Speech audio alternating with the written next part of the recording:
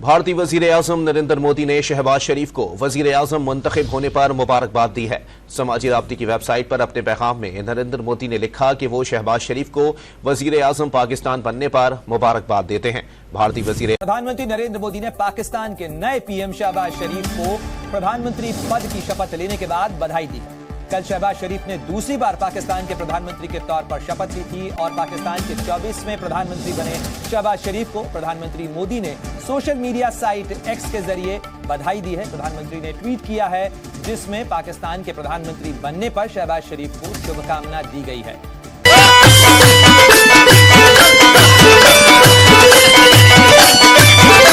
भारतीय वजीर आजम नरेंद्र मोदी की वजारत उज़्मा का हलफ उठाने पर वजीर आजम शहबाज शरीफ को मुबारकबाद। इंडिया के प्राइम मिनिस्टर नरेंद्र मोदी साहब की तरफ से congratulations to prime minister Shehbaz Sharif का एक ट्वीट किया गया है और पैगाम दिया गया है मुबारकबाद का कि जनाब आपने हलफ उठाया और आप वजीर आजम एक बार फिर बन गए हैं। हुकूमत के लिए बड़े मुश्किल दिन है। 25-26 अरब डॉलर के कर्जे वापस करने हैं, पॉलिटिकल रिकॉन्सिलेशन जैसे मसाइल हैं, इंटरनेशनल कम्युनिटी के साथ इंगेज करना है, अवाम परेशान है, महंगाई का इशू बन सकता है। पाकिस्तान का प्राइम मिनिस्टर इस किस्म की वो बिलिजरेंट बातें करता है, जंगजू बातें करता है। इंडियन प्राइम मिनिस्टर उसको रिस्पॉन्ड ही नहीं करता। यहाँ पे सियासतदान को अपनी मर्जी का सियासत प्लांटेड आगे लाया जाता है। प्लांटेड सियासतदान है यहाँ के, पहले इम्पोर्टेड था, हाँ। अब प्लांटेड। ये जो हुकूमत IMF जाएगी, डील्स होंगी, आके ये दोबारा इन्फ्लेशन करेंगे, टैक्स इकट्ठा करेंगे, लेकिन मुझे डर ये आ रहा है कि जितनी क्रेडिबिलिटी का इनका प्रॉब्लम है मैडम, लोग शायद टैक्स ही ना दें।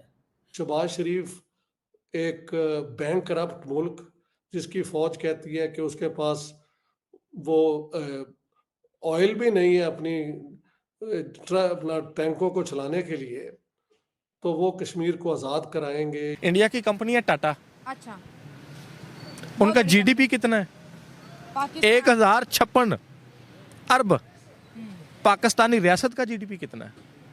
936 या 940। पिछले दिसंबर में उन्होंने कुछ 26-27 अरब डॉलर के डिफेंस इक्विपमेंट को प्रिक्योर करना है, पता नहीं को 9 ट्रिलियन रुपीस बनता है।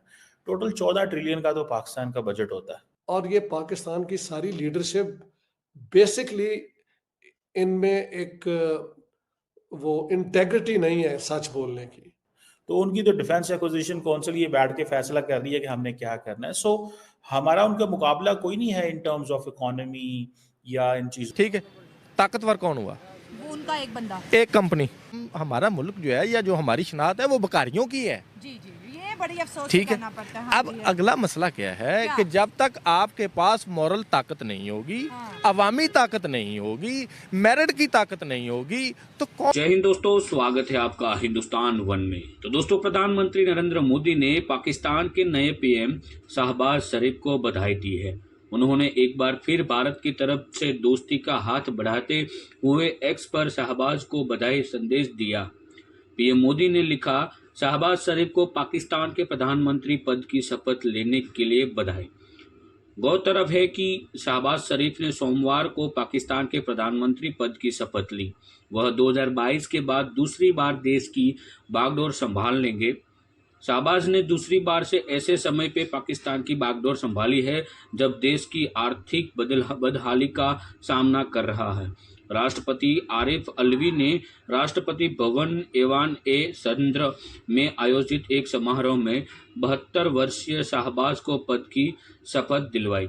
बता दें कि संसद भंग होने से पहले शहबाज शरीफ ने अप्रैल 2022 से अगस्त 2023 तक गठबंधन सरकार के प्रधानमंत्री के रूप में कार्य किया था। अब आम चुनाव के बाद उनकी PNLN और पाकिस्तान पीपल्स पार्टी ने गठबंधन बना लिया। इस गठबंधन की तरफ से संयुक्त उम्मीदवार के तौर पर शहबाज शरीफ 72 का नाम आगे किया गया।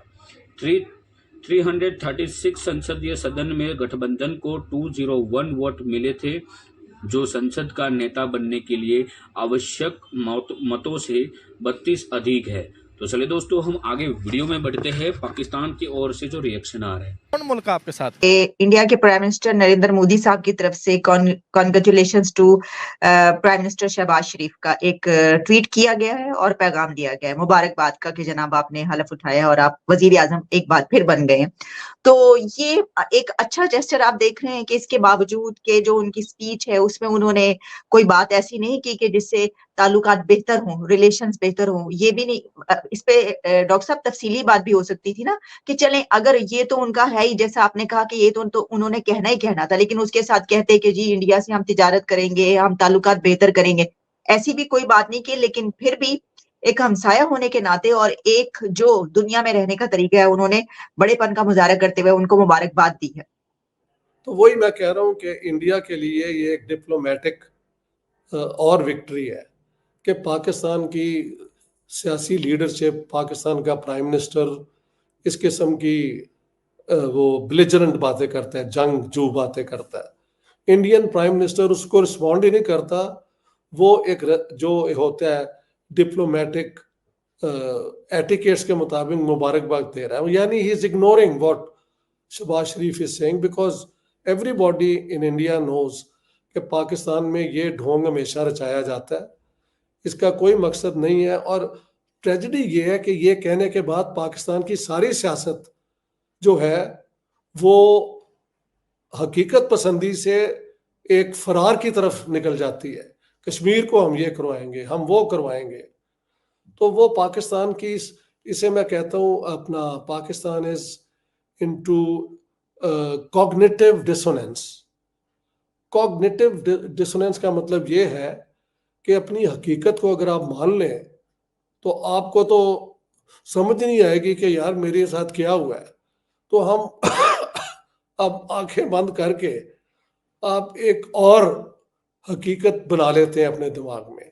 Shahbaz Sharif and the Pakistani leaders are into that game and that's all. India ने अपना बड़ापन ही दिखाया, ये कह के मुबारकबाद दे दी है। जो एक हमसाये का फर्ज है वो उन्होंने पूरा कर दिया। तो once again India is the winner. देखिए मैंने बार बार कहा है, मैं इंडिया गया था ना लास्ट ईयर, तो वहां से यही पैगाम था कि पाकिस्तान को कहें we are not interested in you, we are now looking towards the rest of the world. आप जो करना चाहते हो करते जाओ। मेरी argument as a concern Pakistani origin political scientist ये है कि पाकिस्तान का सत्यानाश होने में इंडिया की दुश्मनी का बहुत बड़ा रोल है। और कश्मीर का इशू बेकार इशू है, जो हमको मिल गया 2-3 जंगों के बाद वही हमारा है, और जो उनके पास है वो उनका है। जिस दिन ये मान लेंगे बात आगे निकलेगी, वरना इट्स ऑल राइट। शहबाज शरीफ ने ये तकरीर करनी थी, तो बस ठीक है।